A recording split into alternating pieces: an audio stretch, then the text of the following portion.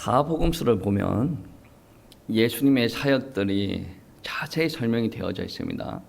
어떨 때는 예수님께서 말씀을 전하시고 그 권위를 인정받기도 하고 그 말씀을 통해서 사람들을 회복시키기도 하시고 또 병을 치유시키기도 하십니다. 안전뱅이를 일으키시고 맹인을 눈뜨게 하시고 또 귀신 들린 자를 또 귀신을 쫓아내시기도 합니다.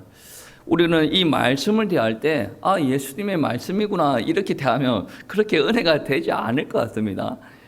이 예수님이 나를 위해서 십자가에서 죽으시고 부활하셨구나.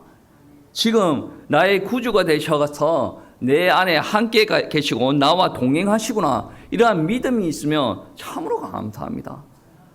그 예수님이 나와 함께 하시고 그 예수님이 나의 모든 문제를 해결하셨구나. 얼마나 감사합니까? 혹여나 잠시 고난의 상황에 있다라고 하더라도 소망을 가지고 이 땅에서 살아날 수가 있습니다.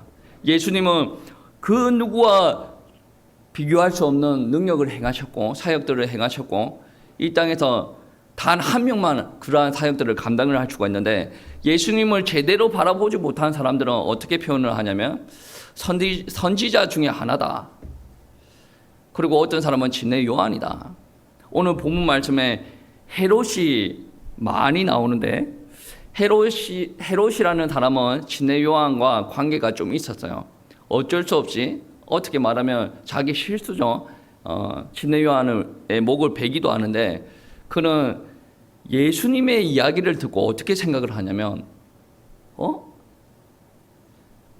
요한이 죽었다가 새로 살아난 모양이다라고 생각합니다. 왜 그러냐면 예수님 사역 당시에 사람이 죽었다가 부활을 하면 엄청난 능력을 가지고 다시 살아난다라고 생각을 했거든요. 오늘 말씀 14절 말씀에 보시면 그런 말씀이 있죠.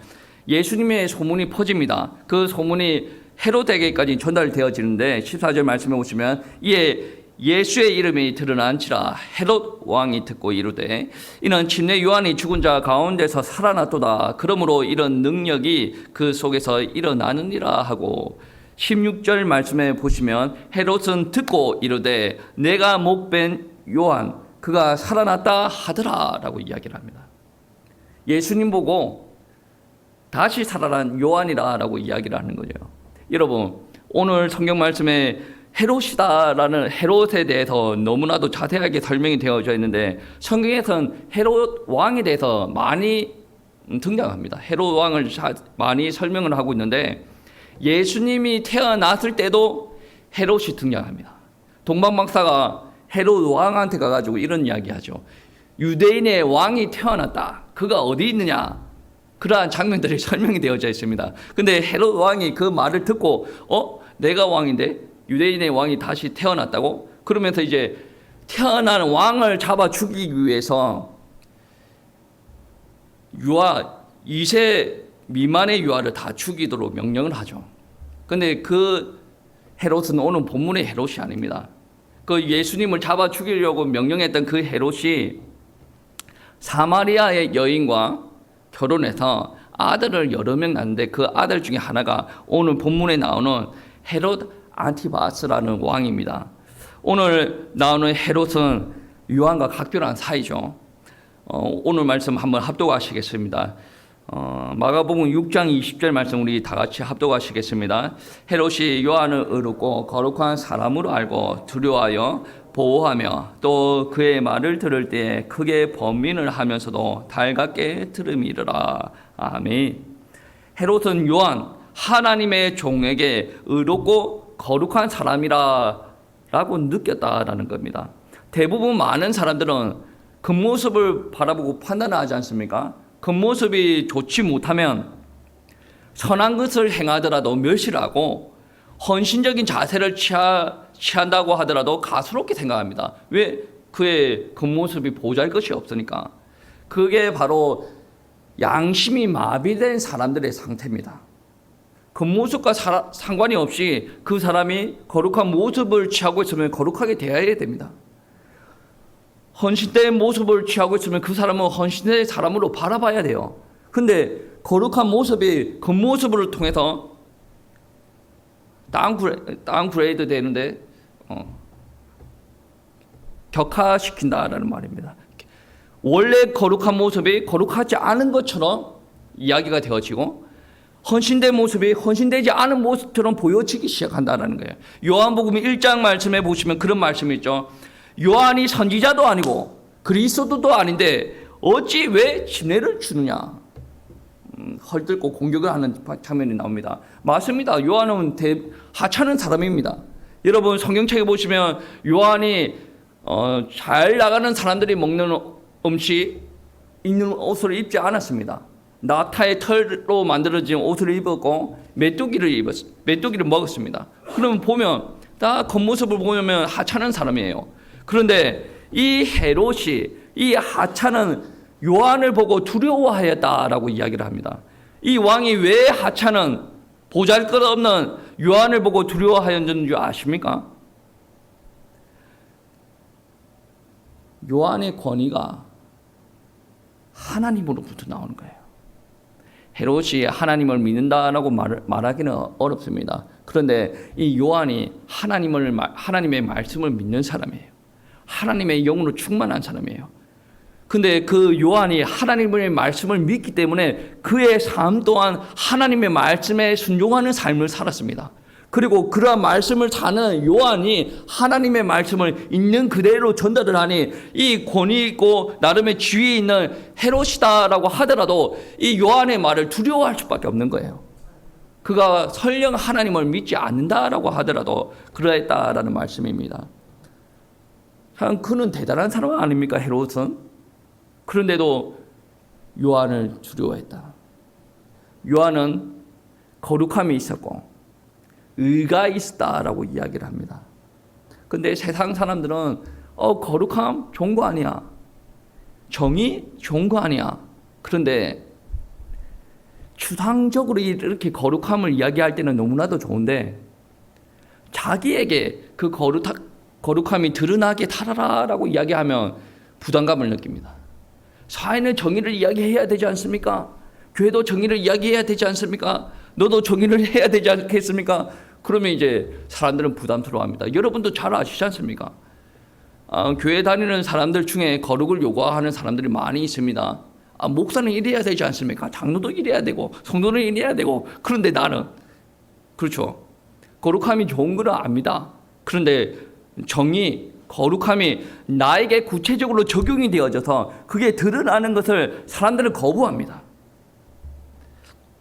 오늘 본문 말씀에 헤롯만 보더라도 요한의 거룩함을, 요한의 의를 존경하지만 실제 그의 삶을 보면 요한의 가르침을 무조건 따르지는 않았다는 것을 우리가 알 수 있습니다. 헤롯이 아라비아의 왕의 딸과 결혼합니다. 그리고 나서 이혼합니다. 이혼하는 이유가 뭔지 아십니까?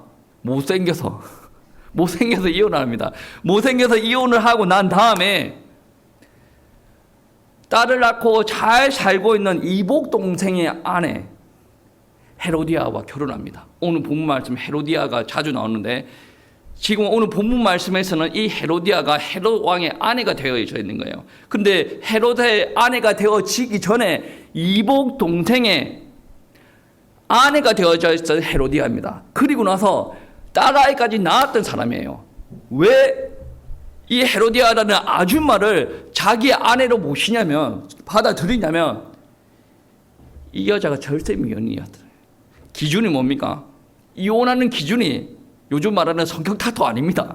못생겨서 이혼하고 새로운 여자를 받아들이는데 받아들이는 이유가 예뻐서 받아들였다라는 말씀입니다. 여러분, 좀 족보가 신기하지 않습니까? 헤로디아가 이복 동생의 아내, 여러분 이복 동생이라는 말만 들어도 가정사가 좀 복잡하지 않습니까? 이복 동생의 가정사가 좀 복잡해요. 근데 이복 동생의 아내를 받아들이는 거예요. 근데 이 헤로디아가 이복 동생의 아내뿐만 아니라 조카 딸입니다. 무슨 족보가 이렇습니까? 이 헤롯의 가문이 그렇습니다. 자기의 삶을 즐기기 위해서 근친상간 그렇게 심각하게 생각하지 않습니다. 그냥 마음에 들면 엄마 아내, 이북동생의 아내, 뭐 딸 그런 것도 상관없고 자기 마음대로 정생을 즐겼다라는 것을 우리가 알 수가 있습니다. 여러분, 이러한 부도덕한 것을 하나님의 사람 요한이 맞습니다. 하나님의 사람 요한이 보고 나서 이야기하는 것이 그것은 하나님 앞에 죄입니다. 부도덕합니다 라고 이야기를 합니다. 오늘 말씀 17절 18절 말씀 우리 다 같이 합독하시겠습니다. 전에 헤롯이 자기가 동생 빌립의 아내 헤로디아에게 장가든 고로 이 여자를 위하여 사람을 보내어 요한을 잡아 옥에 가두었으니 이는 요한이 헤롯에게 말하되 동생의 아내를 취하는 것이 옳지 않다 하였습니다. 아멘. 요한은 분명히 헤롯의 약점을 이야기합니다. 당신이 동생의 아내를 취하는데 이 아내를 취하는 것이 옳지 않습니다 라고 이야기합니다. 여러분, 모든 사람들은 자기에게 좋은 것을 이야기해 주기를 원합니다. 약점을 들춰내는 것을 원치 않습니다. 근데 오늘 말씀에 의하면 헤롯은 자기의 약점을 수습하는데도 달갑게 들었다라고 이야기를 합니다. 그런데 아내 헤로디아는 달랐습니다. 요한의 비난은 담대하고 거침이었고 반복적이었어요. 그러니 요한에게 이미 원한을 품고 있던 헤로디아 같은 경우에는 이 비난의 말을 듣고 화가 났던 거예요. 그래서 이 요한을 내가 잡아 죽여야 되겠다. 여러분, 헤로디아의 반응이 정상적입니다. 하나님을 믿지 않는 사람들의 반응이 그거예요. 하나님의 말씀을 온전히 전하더라도 하나님을 믿지 않는 사람들은 거기에 대해서 화를 냅니다. 화를 내고 하나님의 종을 대적하고 잡아 죽이려고 하는 게 하나님을 믿지 않는, 하나님의 말씀이 역사하지 않는 사람들의 모습이다라는 거예요. 오늘 말씀해 보시면 이 말씀을 듣고 헤롯은 크게 번민하였다. 그리고 많은 일을 하였다라고 이야기를 하는데, 헤롯의 아내 헤로디아 같은 경우에는 이 요한이 엄청나게 미워요. 죽이고 싶어요. 그러니까 이 헤로디아가 요한을 죽이고자 하는데, 이 헤롯이 요한을 위해서 많은 일들을 했었는데 그 일들 중에 하나가 뭐냐면 죽이지 않고 그나마 아내를 위해서 옥에 가두어 두었다라는 겁니다. 성도들이 하나님의 말씀을 경청을 하고 잘 듣는다라는 것은 당연한 일입니다. 하나님의 말씀을 잘 듣지 않는다라는 것은 성도가 병이 들었다라는 말이고, 잘 듣는다라는 것은 당연한 말이죠. 그런데 하나님의 말씀에 관심이 없는 헤롯 왕이 하나님의 말씀을 경청했다라는 것은 엄청난 우리에게 도전을 주는 겁니다. 이런 일이 일어날 수가 없습니다. 오늘 요한이 격정적으로 하나님의 말씀을 전합니다. 당당하게 하나님의 말씀 선포합니다. 왕인데 왕의 입장을 고려하지 않습니다. 그도 죄인 아닙니까? 죄인이면 하나님의 말씀을 들어야 되고 회개하고 돌아와야 됩니다. 요한은 그러한 입장에서 담대하게 하나님의 말씀을 선포를 했습니다. 그런데 헤롯은 그 말씀을 기쁘게 달게 받아들였다는 거예요. 이게 하나님의 말씀을 듣는 자의 태도다라는 말씀입니다. 요한의 설교를 제대로 받아들였으니 그 말씀에 그의 심정에 꽂혔습니다. 그리고 나서 헤롯은 마음에 찔리고 번민을 하게 되었다라는 말씀입니다. 성도들도 예배를 들을 때 때로는 이러한 역사가 있어야 됩니다. 많은 사람들이 예배를 듣고 나서 말씀이 너무 좋아요. 은혜가 됩니다. 주님께서 주시는 평안과 기쁨이 넘칩니다. 라는 말은 잘 이렇게 많이 들을 수가 있습니다. 목사님들이 훌륭하시니까. 근데 때에 따라서는 말씀을 들었는데 내 마음에 번민이 생겼다 라고 고백하는 사람은 거의 없습니다. 여러분이 하나님입니까? 아니지 않습니까? 여러분이 늘 하나님께서 원하시는 자리에 있습니까? 아니지 않습니까? 여러분 때로 죄를 범하지 않습니까? 그러면 죄를 범하고 있을 때 여러분 잘합니다. 하나님께서 축복합니다. 하나님께서 은혜 주십니다. 라고만 이야기할 게 아니라 요한처럼 당신은 그게 잘못되었습니다. 하나님 앞에 그게 죄가 됩니다. 라고 이야기하는 설교자가 있어야 된다라는 말씀이에요. 그런 말을 들었을 때 헤롯은 하나님을 믿지 않는 사람일지라도 마음에 번민이 생겼다라고 이야기를 합니다. 여러분, 요즘 사람들 중에 어떤 사람이 있냐면 좋은 말씀을 찾아다닙니다. 저는 그러한 성도들을 엄청나게 좋아합니다. 그런데 때로는 하나님의 말씀이 들려오는데 이거는 나와 맞지 않아. 그러면서 길을 닫아버리는 사람이 있어요. 그러면 이런 사람들은 지금 현재 놓여 있는 상태에서 더 이상 더 나은 삶으로 회복되어질 수가 없습니다. 그 사람의 상황을 알고 하나님께서 그 설교자를 택하셔서 그분에게 아주 알맞는 말씀을 그 설교자를 통해서 공급하여 주시는 거예요. 그런데 그 설교자가 전하는 그 말씀이 하나님의 뜻으로 받아들였을 때 그 사람이 온전히 회복되어질 수가 있다는 거예요. 근데 회복되어지는 그 말씀이 나에게 주는 말씀이 아니다. 나는 저 말씀은 싫어. 나는 아니야. 길을 탁 닫아버리는 순간에 하나님의 말씀은 단절되어져 버리고 그 사람이 고난 가운데 있다 그러면 쭉 고난 가운데 퍼지는 거예요. 조조의 말이 아니라 하나님께서 역사하시는 방법이 그렇다는 거예요. 구약의 이스라엘 백성들을 이끄시는 방법들을 보세요. 모두 다 하나님께서 역사를 일으키기 전에 하나님께서 말씀을 공급하여 주시고 거기에 순종하고 나아갔을 때 하나님의 역사가 일어났다라는 말씀입니다. 설교자는 하나님으로부터 오는 말씀을 눈치를 보는데 사람 눈치를 보는 게 아니라 하나님의 눈치를 봐야 돼요.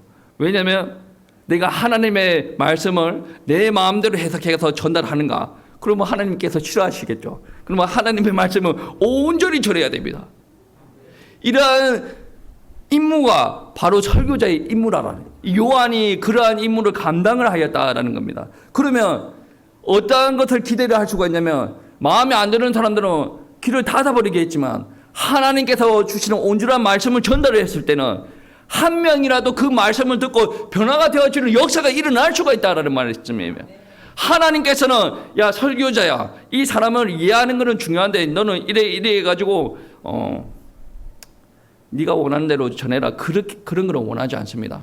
단 한 명이 듣더라도 하나님의 음성을 듣기를 원하신다라는 말씀입니다. 여러분 한번 생각해 보세요. 설교를 들을 때 많은 사람들이 그 설교의 말씀을 받아들여요. 그런데 그 받아들이는 데까지만 머물고 그 설교의 말씀을 행함으로까지 적용이 되어지지 않으면 어떤 일들이 일어나냐면 여러분이 설교를 들을 때 복음으로 초대를 받은 거예요. 복음으로 초대는 받았는데 그 초대장을 듣고 복음 잔치날에 그 잔치상에 참여를 못하는 거예요.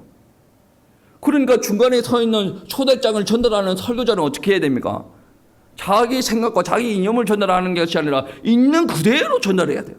그러면 받은 사람은 초대장을 있는 그대로 일시, 장도, 시간 어떻게 하고 하라, 예복을 어떻게 하라 그걸 듣고 그대로 예식에 참여하는 거예요. 그럼 받고 나서 참여를 하는 것이 중요한 거예요. 받고 나서 은혜가 된다 나와버리면 거기에서 더 이상 복음의 잔치에 참여를 할 수가 없어요. 그 말은 설교를 듣고 복음의 말씀을 들어도 복음의 맛을 모른다. 복음을 못 누리고 산다. 하나님의 은혜가 임하고 하나님의 능력이 임하는데 하나님의 능력을 체험하지 못하고 산다. 예수 그리스도가 생명이고 능력 아닙니까? 그런데 나는 들었어요.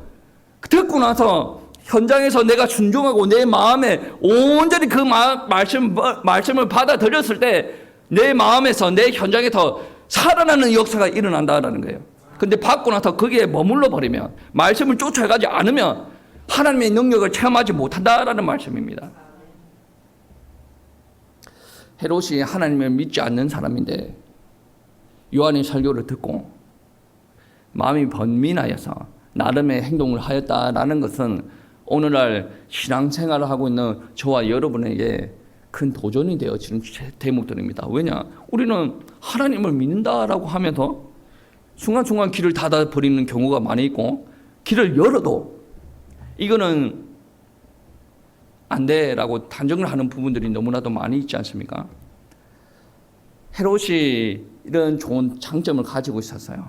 그런데 아쉬운 건 뭐냐면 이가 하나님을 믿지 않는 사람 아니겠습니까? 예수 그리스도의 복음의 비밀을 모르는 사람입니다. 요한을 딱 보고 저 사람이 의롭고 거룩하고 그래서 두려워하는 부분들은 있지만 복음을 몰랐다. 복음을 듣는 귀가 없었다라는 겁니다. 그러니까 헤롯은 요한이 말씀하는 하나님의 어린 양이로다 그 말에 의미를 깨닫지 못한 겁니다. 그 말씀에 진정한 의미를 받아들이지 못했다라는 거예요. 요한은 따르지만 예수 그리스도를 따르지 않는 거예요. 여러분, 요한이 중요합니까? 예수 그리스도가 중요합니까? 요한은 왜 왔습니까? 예수 그리스도의 길을 터기 위해서 요한이 왔지 않습니까? 요한이 사람을 구원합니까?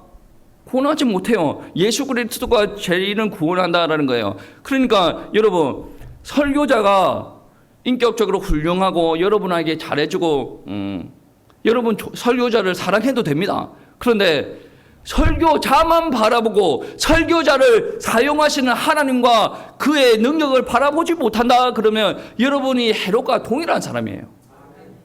여러분, 요한이 전한 복음을 듣지 못한 헤롯은 결국은 죄에서 회심을 하지 못합니다. 그리고 잘못된 선택을 하게 됩니다. 아무리 설교를 듣고 여러분과 이 땅에 있는 많은 사람들이 느끼지 못하는 번민을 느꼈다라고 하더라도 복음을 듣고 그게 반응을 하고 회심을 하지 못하였다라고 한다면 아무리 설교 말씀을 많이 듣는다라고 하더라도 그는 지옥길을 가는 사람이라고 단정을 할 수밖에 없습니다. 왜냐, 여러분, 교회에서 헌신을 많이 하고 설교를 많이 듣고 하나님의 말씀 많이 안다라고 해서 천국 가는 거 아닙니다. 성경 말씀에서는 구원에 대해서 이야기할 때는 하나님께서 선물로 주셨다. 하나님께서 너희들에게 은혜로 주시는데 그 은혜가 너희에게 믿음이 생기고 그 믿음으로 말미암아 예수 그리스도가 믿어지게 한다. 이게 하나님께서 주신 선물이다라고 해요. 여러분, 예수 그리스도 외에는 구원을 주는 다른 이가 없습니다. 여러분, 만약에 오늘 교회를 다니는 교인들이 하나님의 말씀을 많이 듣는데 예수 그리스도를 듣고 예수 그리스도를 믿고 죄를 회심하지 않는다라고 한다면 그는 교회는 다니고 있을지라도 그는 하나님의 백성들이 아닙니다. 하나님의 백성이 아니고 하나님의 영으로 공급받지 못하고 있기 때문에 하나님께서 주시는 거룩한 성품을 드러내지 못한다는 거예요. 오늘 요한 설교자 요한이 거룩함을 드러낼 수 있는 게 뭡니까? 자기의 거룩함이 아니에요. 하나님께서 주시는 거룩함이 사람들에게 드러나는 거라는 말씀입니다. 여러분이 불신자들한테 저가 거룩하네 라고 인정받으려면 여러분이 하나님의 영으로 충만하셔야 됩니다. 거룩함이 하나님의 영으로 거룩해지면 여러분의 삶 또한 거룩함으로 드러난다라는 말씀입니다. 헤롯은 예수 그리스도를 인정하지 않았고 그리고 많은 요한을 통해서 많은 말씀을 전해 듣기는 했지만 그는 편협하게 선택을 하여서 하나님의 말씀 들었습니다. 요한은 거룩한 것을 알겠으나 의로운 것을 알겠으나 나는 내 삶에 적용시키는 것은 아주 편협된 것만 내가 원하는 것만 가지고 와서 적용시켰다라는 실천을 했다라는 말씀이에요. 어떻게 말하면 이는 구원받지 못한 사람인데 너무나도 불쌍한 사람입니다. 여러분, 그럼에도 요한은 어떻게 이야기하는 줄 아십니까? 반복적으로 동생의 아내와 결혼하는 것이 옳지 않습니다. 보라, 하나님의 어린 양이로다. 그리고 누가복음 3장 9절 말씀에서는 이런 말씀이 있습니다. 이미 도끼가 나무 뿔에 놓였으니 좋은 열매를 맺지 아니하는 나무마다 찍혀 불에 던져치리라. 엄청나게 살벌한 격정적인 당당한 말씀을 청중들에게 선포하는 겁니다. 이들이 하나님의 말씀을 듣고 순종하지 않는다라고 할지라도 그러면 되지 않습니다. 하나님의 마지막 때가 왔습니다. 열매 맺으십시오. 하나님의 어린 양이 왔습니다. 받아들이십시오. 못 받아들이는 사람이 있다라고 하더라도 꿋꿋하게 하나님의 말씀을 선전하고 선포하였던 게 누구냐? 바로 요한이었다. 오늘날도 이러한 설교자가 많아지기를 소원합니다. 한국에도 이러한 설교자가 많아지기를 소원합니다. 사람들에게만 듣기 좋은 말만 하는 설교자, 하나님 앞에 인정받는 설교자라고 보기는 어렵습니다. 사람들이 잘못을 하면 하나님의 뜻을 온전히 전해야 되지 않습니까? 아니 죄인된 길에 서고 죄악을 행하고 다니는데 어떻게 자꾸 사랑한다라고만 이야기만 할 수가 있겠습니까? 하나님께서는 그러한 것을 미워하신다. 하나님께서는 거룩한 것을 요구하신다. 하나님께서는 거룩한 분이시나 하나님께서 하나님의 백성을 불렀는데 그 하나님의 백성을 하나님께서는 거룩하게 되어지는 것을 요구하신다 라는 말씀도 꿋하게 전하는 설교자가 되어야 된다라는 말씀입니다. 그런데 안타깝게도 헤롯은 자기가 원하는 말만 들었지 않습니까? 모든 말씀을 받아들이지를 않았다라는 거예요. 그러니까 다른 말로 표현하면 모든 문제에 번민하지 않았다라는 거예요. 여전히 죄악된 길 위에 서 있었다는 거예요.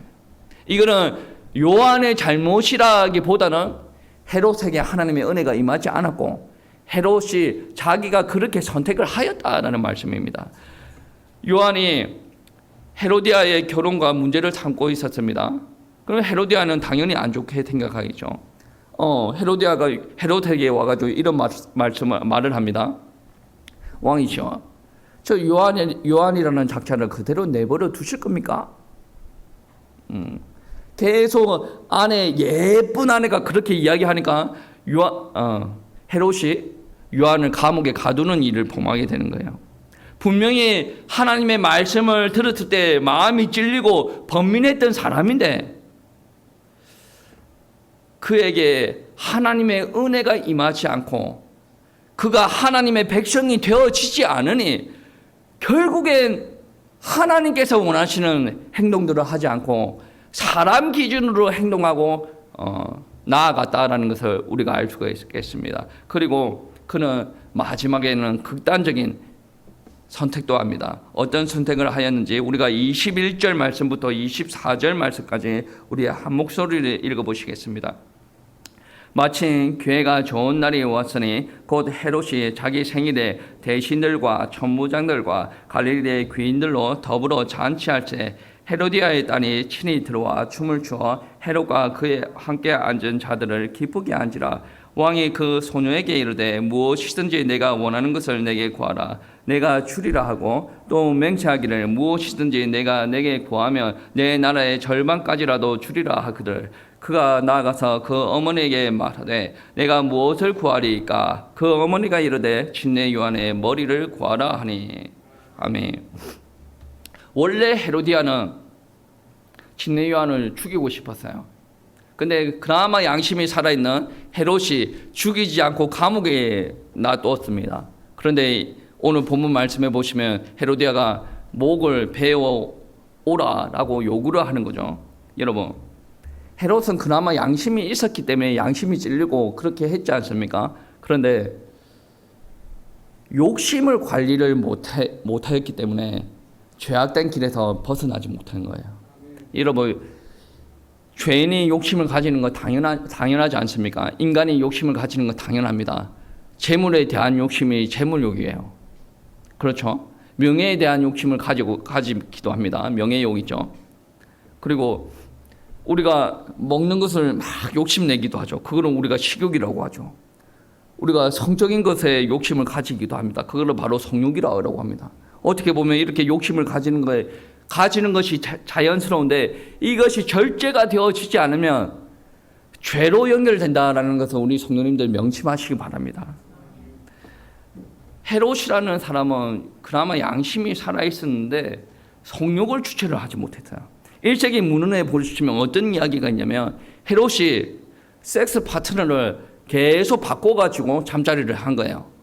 그러니까 이 여자는 했다가 저 여자는 했다가 저 여자를 했다가 막 그러니까 사회 안에서도 궁궐 안에서도 가정 안에서도 이게 내가 누구와 사는지도 몰라. 그러니까 원래 가정을 이루면 이 아내분과 이렇게 가정 생활을 해야 되는데 이 여자 저 여자 많은 사람들과 관계를 하다 보니까 내가 이 여자랑 사는지 저 여자랑 사는지 뭐 이렇게 하는 거예요. 남자뿐만이 아니라 여자도 그렇습니다. 많은 남자와 관계를 하다 보니 이 아이가 누구의 아이인지도 몰라요. 남자 입장에서 또 그렇습니다. 옆에 아이가 있는데 이 아이가 내 아이인가? 그렇게 생각될 정도로 이 헤롯의 가문이, 그 헤롯이 음란한 짓을 많이 하였다라는 거예요. 그래서 아내도 내버리고 헤로디아, 예쁜 헤로디아를 받아들이고, 그 받아들이고 나서도 다른 여자들과 이렇게 잠자리를 하고 다녔다는 거예요. 여러분, 아니, 성적인 여기 자유가 있지 않습니까? 자유롭게 성생활 하세요. 하나님 앞에 그게 죄래요. 하나님께서 그거 싫어하십니다. 고린도 교회에게 그러한 이야기를 하지 않습니까? 바울이 거룩하라라고 이야기하는, 거룩하라. 그 교회 안에서도 음란한 일들이 일어났습니다.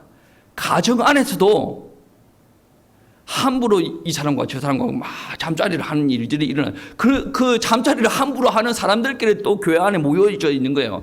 그게 바로 거룩함이 드러나지 않는 삶이다.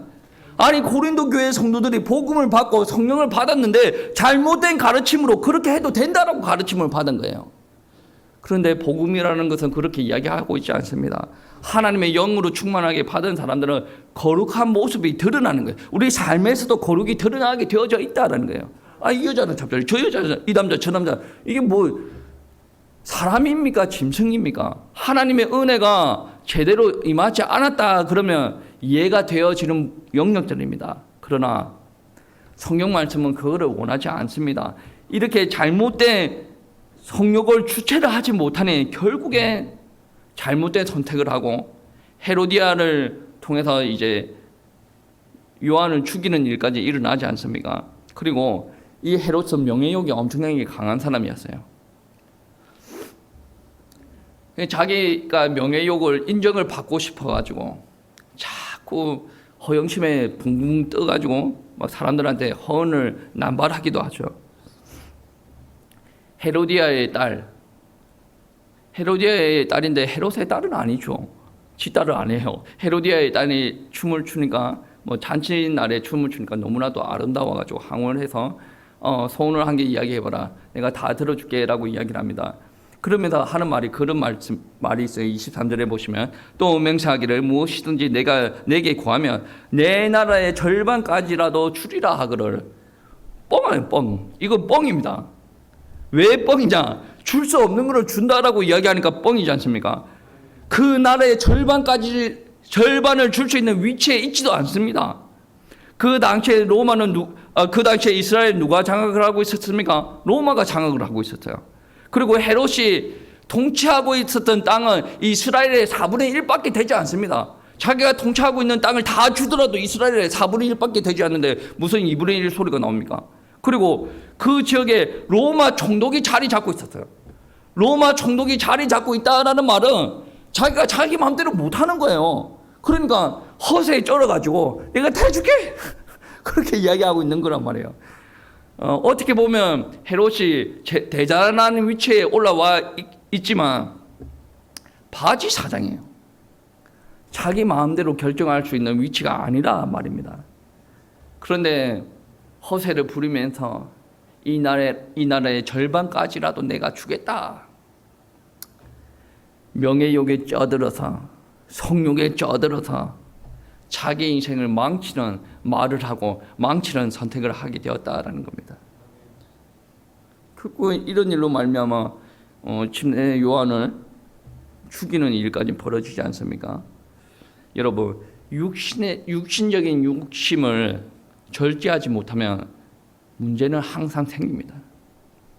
여러분, 오늘 말씀에 보시면 뜬금없지 않습니까? 여러분 6장까지는 잘 보셔왔는데 뜬금없지 않습니까? 갑자기 헤롯의 이야기가 나옵니다.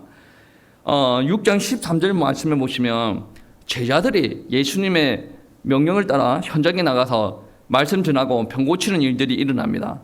그리고 30절 말씀, 6장 30절 말씀에 보시면 그 제자들이 모여서 현장에서 어떠한 일들이 일어났다라는 것을 예수님에게 나누는 이야기를 합니다. 그런데 뜬금없이 그 사이에 헤롯 이야기가 나옵니다. 왜 이 뜬금없이 헤롯 이야기가 안에 들어가 있겠습니까? 제자들이 밟는 현장이 이러한 현장이었다. 하나님의 말씀은 듣고 저 설교자 잘하네라고 하는데 실제로 하나님의 말씀을 받아들이고 그 말씀대로 순종하는 사람이 없다라는 거예요. 그리고 하나님의 말씀을 전하는 설교자를 존중하지만은 자기의 육신적인 이익이 있다 그러면 언제든지 설교자를 죽일 수 있는 사람이 이 땅의 악한 사람들이다라는 거예요. 그 땅에서 제자들은 뭐 해야 됩니까? 하나님의 말씀 전하고 예수 그리스도의 복음 선포하고 병든 자들을 살리고 귀신을 쫓아내는 사역들을 감당을 해야 된다라는 말씀입니다. 여러분, 우리가 한번 고민을 해봐야 되게, 왜 설교자들을 존중을 하면서 자기의 육신적인 이익과 자기의 안위와 결부된 많은 상황들이 펼쳐져 있을 때는 설교자를 죽이기까지 합니까? 배척을 합니까? 대적을 합니까? 그럴 수 있는 이유가 뭔지 아십니까? 그 안에 예수 그리스도의 생명이 없어서 그렇습니다. 생명이 있는 사람은 그렇지 않습니다. 다윗을 한번 보세요. 다윗은 하나님의 생명이 공급된 사람이에요. 그런데 자기를 죽이려고 하는 사울을 바라보고 그에게 해코지도 못합니다. 왜냐? 그래도 그는 하나님께서 세우신 사람 아니냐. 끝까지 하나님께서 하도록 내버려 둡니다. 그런데 오늘날 설교자가 자기에게 해코지합니까? 죽이려고 합니까? 뭐합니까? 하나님의 말씀 온전히 전하는데 미워. 무슨 저런 말씀을. 나는 길을 닫아버려. 그게 왜 그런지 아십니까? 그 안에 생명이 없어서 그래요. 성령이 있으면 성령의 말씀을 성령의 사람이 성령으로 전달하면 성령의 사람은 반응을 해야 될 거 아니에요. 닫아버리는 거 그 안에 뭐가 있다는 겁니까? 여러분의 판단에 맡길게요. 성령은 아닙니다. 절대로 성령은 아닙니다. 그가 구원 받았는지는 모르겠어요. 저도 그렇게 함부로 이야기를 하지 않겠습니다. 근데 여기 있는 모든 사람들은 성령 받고 예수 그리스도의 복음으로 말미암아 죄 사함을 받아 하나님의 자녀가 되시 축복합니다. 그래서 만약에 죽는다, 천국 갈 거를 확실하시기 바랍니다. 누가 그러더라고. 병 걸렸어요. 죽으세요. 천국 갈 거잖아. 죽는 게 맞지. 기도해 주지 말아요. 이 말은 농담으로 하는 말이지만 그렇게 병원 다니면서 여기 사는 게 중하냐? 천국 갈 게 확실하면 천국 가는 게 더 좋은 거 아니냐? 극단적인 농담이긴 한데 여러분, 천국 갈 게 확실하다 그런다면 더 이상 걱정할 게 없다라는 말씀입니다. 헤롯의 치명적인 약점이 무엇이냐? 예수 그리스도의 복음을 몰랐다는 거예요. 오늘날 교회 다니는 사람들이 하나님의 말씀 많이 듣고 설교자들보다 지식이 더 많이 알아요. 근데 설교자를 배척하고 그 설교의 말씀 따라 자기가 살지 않습니다. 그 이유가 무엇입니까? 그 안에 생명이 있는지 없는지 한 번쯤은 고민을 해봐야 돼요. 예수 그리스도의 복음을 잘 알고 있는지 무지한지 우리는 한 번쯤은 점검을 해보고 나아가야 된다는 말씀입니다. 헤롯이 하나님의 말씀을 잘 들었어요. 하나님의 말씀을 들을 때 마음의 번민도 일어났습니다. 그런데 예수 그리스도를 몰랐다. 예수님께서 십자가를 지실 때 어떻게 했습니까? 자신을 위해서, 자신과 같은 죄인들을 위해서 십자가를 지시는데 조롱을 하였다는 거예요. 성경 말씀에 기록해 보시면 누가복음 23장 11절 말씀에 보시면 헤롯이 그 군인들과 함께 예수를 업신여기며 희롱하고 빛난 옷을 입혀 빌라도에게로 도로 보내. 요한의 설교를 듣는 이유가 무엇이겠습니까? 이 예수 그리스도를 알기를 위해서 들었어요. 근데 자기가 원하고 자기가 듣고 싶은 말씀만 들었더니 이 복음을 모르는 거예요. 아니, 예수님을 모신다라고 해서 내가 나아질 게 있습니까? 그러니까 바보지. 그러니까 무지하다는 거지. 무지하면 바보입니다. 하나님의 은혜가 임해야 됩니다. 여러분, 예수가 밥 먹여줍니까? 그 말하는 사람은 무지한 거예요. 정말로 예수님께서 저와 여러분에게 임하면 여러분은 굶어 죽는 일은 없습니다. 여러분이 여러 가지 문제를 통해서 여러분이 죽게 하나님께서 내버려 두지 않습니다. 생사도 물론 하나님께서 잡고 계셔서 야 누구야 와라 그러면 가야 되기는 하지만 하나님께서 만약에 우리를 쓰시겠다 그런다면 우리가 문제 때문에 죽는 일은 없습니다. 상황이 좋지 않다라고 하더라도 하나님께서 다 해결해 주실 것입니다. 우리가 극단적인 상황에 차더라도 우리는 뭐 해야 됩니까? 예수를 붙잡아야 돼요. 그런데 예수 그리스도의 복음이 없는 헤롯은 어땠습니까? 자기의 안위가 조금 불안해지고 자기의 욕심을 따라 욕심을 채우기 위해서 예수 그리스도를 버립니다. 그대로 십자가에서 못 박히도록 내버려 둡니다. 그리고 업신여겼다, 조롱하였다라고 이야기를 합니다. 자기의 육신의 욕심을 취하기 위해서 그렇게 하였다라는 거예요. 그런데 예수님을 그렇게까지 만든 헤롯이 잘 살아요. 잘 사는데 마지막은 어떻게 되는지 아십니까? 그가 예수님은 버렸지 않습니까? 예수님 필요 없다 버렸지 않습니까? 자기도 버림받습니다. 로마로부터 엄청 치욕스러운 대접을 받고 모든 권력을 상실하게 됩니다. 여러분, 많은 사람들은 자신의 욕심을 위해서 그리스도를 버립니다. 자기네들은 버리는 게 아니라고 할지는 모르겠지만 버리는 겁니다. 그러나 우리가 알아야 될 게 무엇이냐면 그러한 사람들은 그리스도도 잃어버리고 자신도 잃어버린다라는 사실을 알아야 돼요. 그리스도가 없는 사람들은 결국에 이 땅에서 고통받고 살다가 죽어서는 정해진 대로 심판을 받게 되고 그 심판의 결과가 지옥으로 연결되어지는, 이거는 교회 다니는 사람이라고 해서 예외가 없습니다. 그리스도를 받아들인 사람만이 여기에서 벗어날 수가 있습니다. 여러분, 육신적인 이익 좋습니다. 우리도 돈도 있어야 되고 뭐 편해야 되고 우리가 여유가 있어야 되고 그거를 쫓아가는, 뭐 그리스도인이 그거를 쫓아가는 게 뭐 잘못이지 않습니다. 그런데 중요한 결정의 순간이 있습니다. 하나님 앞에 내가 충성해야 되냐, 돈을 따라가야 되냐, 그리스도를 선택을 해야 되냐, 육신적인 성욕을 따라가야 되냐, 먹는 것을 따라가야 되냐, 하나님의 나라를 따라 선택의 순간이 있습니다. 여러분, 이거를 따라가는 게 아주 현명하고 지혜로운 것처럼 보이지만 이거를 잡는 게 더 지혜 있는 사람이에요. 예수 그리스도의 복음이 우리 가운데 들어오면서 우리 가운데 능력이 생깁니다. 우리 가운데 회복이 일어납니다. 우리 가운데 힘이 일어나요. 우리 가운데 용기가 드러납니다. 우리 가운데 거룩함의 역사가 일어나면서 우리 가운데 거룩의 능력들이 드러난다라는 말씀입니다. 여러분, 하나님의 말씀 들을 때 여러분 착하게 사세요. 뭐 그런 것도 다 좋은 내용입니다. 여러분 도와야 됩니다. 뭐 다 좋아요. 그런데 때에 따라서는 하나님의 말씀이 전달되어질 때 여러분에게 번민이 되어지는 역사도 일어나야 됩니다. 요즘 성도들 그런 이야기 하대요. 목사가 깐다. 여러분 구슬입니까? 까게 목사가? 아니에요.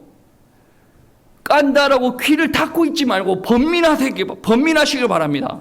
번민을 해야 여러분이 다른 삶으로 살아가고 다르게 하나님 앞에 쓰임받을 수가 있다는 거예요. 귀를 닫는 순간에 여전히 고통 속에 있는 거예요. 여전히 회복이 없어요. 여전히 사탄 속에 잡혀가지고 고통 속에서 저주받아가 살아갈 수밖에 없는 사람이란 말이에요. 귀를 여세요. 귀 있는 자들은 들을지어다라고 하죠. 여러분 귀가 막혔거든. 깃밥이라도 파시고 보청이라도 끼시고 하나님 말씀 들어야 된다니까. 그래야 저와 여러분이 살아납니다. 그래야 회복이 있어요.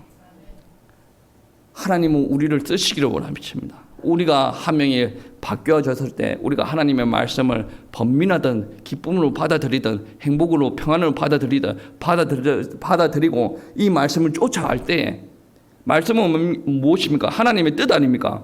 하나님의 뜻을 쫓아가요. 막혔던 많은 분들이 있어요. 하나님께서 가는 거예요. 근데 내가 원하는 메시지를 잡고 있으면 하나님께서 안 엽니다. 하나님께서 열 수 있도록 하나님의 말씀을 온전히 붙잡고 한 발짝 한 발짝 걸어가시는 우리 성도님들이 되시를 축복합니다.